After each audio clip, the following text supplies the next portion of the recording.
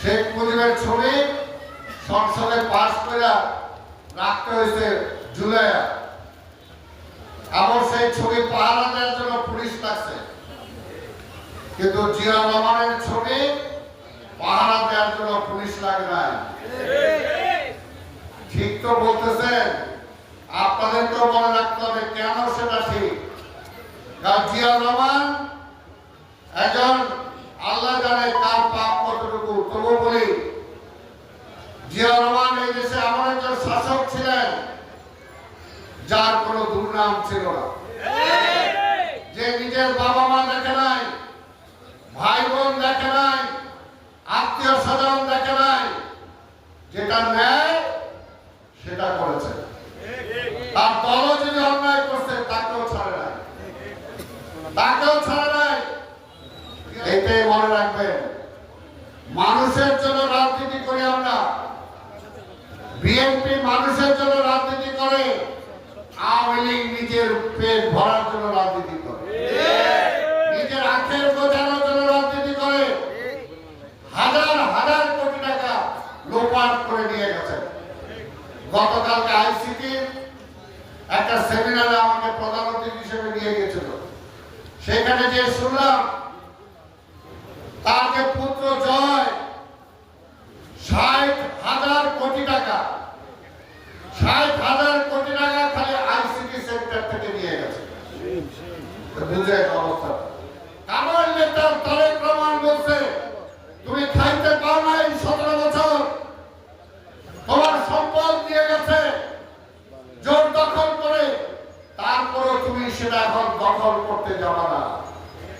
আমি আপনাদের বলতে চাই, আল্লাহর রাস্তায় নির্বাচনটা করেন, গণতন্ত্রটা আসুন, তারেক রহমানের নেতৃত্বে আল্লাহর ইচ্ছায় আপনাদের সহযোগিতায় ও দোয়ায় যদি পার্লামেন্টে যেতে পারি, ইনশাআল্লাহ আমি বলতে পারি বিএনপি নেতা কর্মীদের দায় দায়িত্ব আমার।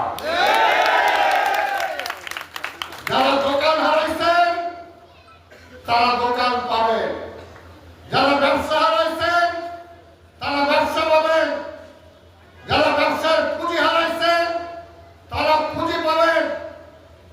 যে বাবা তার চাকরি হারাইছে তার সন্তানকে আমরা চাকরি দেব। আমাদের যে সন্তানরা শহীদ হয়েছে সেই পরিবারকে আমরা ভরণ পোষণ দেব। এটা দায়িত্ব আমাদের, এটা আমাদের দায়িত্ব। কিন্তু আপনাদেরও দায়িত্ব নিতে হবে একটা। যেমনি দেশনায়ক তারেক রহমান সারা বাংলাদেশের দায়িত্ব নিয়েছেন, তারেক রহমানের পক্ষ থেকে আমি আপনাদের দায়িত্ব নিলাম। ঠিক তেমনি আমি এই ওয়ার্ডের যারা আছো তোমাদেরও দায়িত্ব নিতে হবে। এইখানে যাতে যে দলই করুক না কেন, ইলেকশনের আগ পর্যন্ত যাতে কোথাও কোনো জবরদখল না হয়,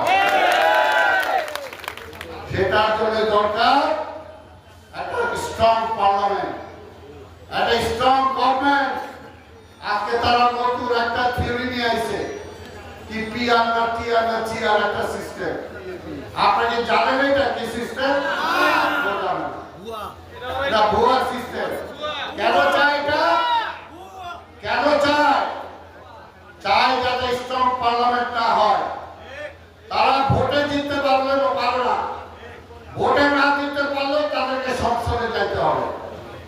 চিন্তা করে দেখেন, গণতন্ত্রের কথা বলে, মানুষের অধিকারের কথা বলে, আজকে মোহাম্মদপুর আদালত শেরেবাংলা নগরে মনে করেন আমি আমার দানের শীষ প্রতীক নিয়ে আমি এখানে জিতে গেলাম, কিন্তু আমি জিতলেও পার্লামেন্টে যেতে পারবো না যদি বিএনপি আমার সিরিয়াল যদি 160-এ থাকে, বিএনপি যদি 160টা সিট না পায়, তাহলে আমি যাইতে পারবো। দেখে মামার বাড়ির আপনার আমি জিতেও পার্লামেন্টে যেতে পারবো না। ওইখান থেকে তাদের একজন আইনা তারা এখানে বসায় দিবে। এটা ভুয়া সিস্টেম। এটা কি দেশে চলতে পারে? আবার বলে এটা কেন বিএনপি মানতে চায় না? কেন বিএনপি মানবে? এই উপমহাদেশে একমাত্র নেপালে আছে সিস্টেম।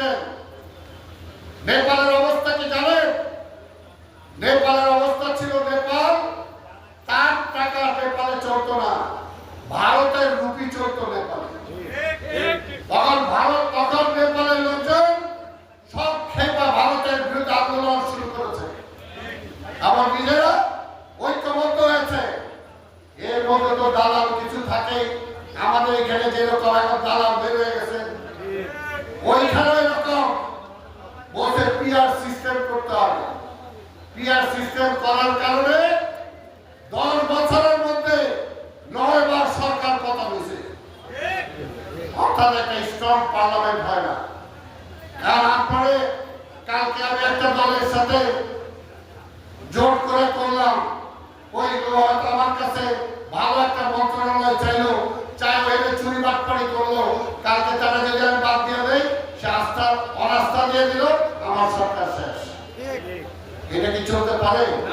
কারণ এই দেশের জন্য এখন দরকার একটা জিয়া রহমানের মতো লোক, জিয়া রহমানের পার্লামেন্টের মতো একটা পার্লামেন্ট, এবং সেটা করতে পারে একমাত্র তারেক রহমান।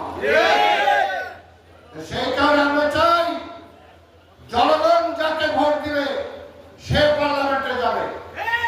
আপনি কেন পাল্টাইতে চান? নেপাল বানাইতে চান? সেটা হবে না।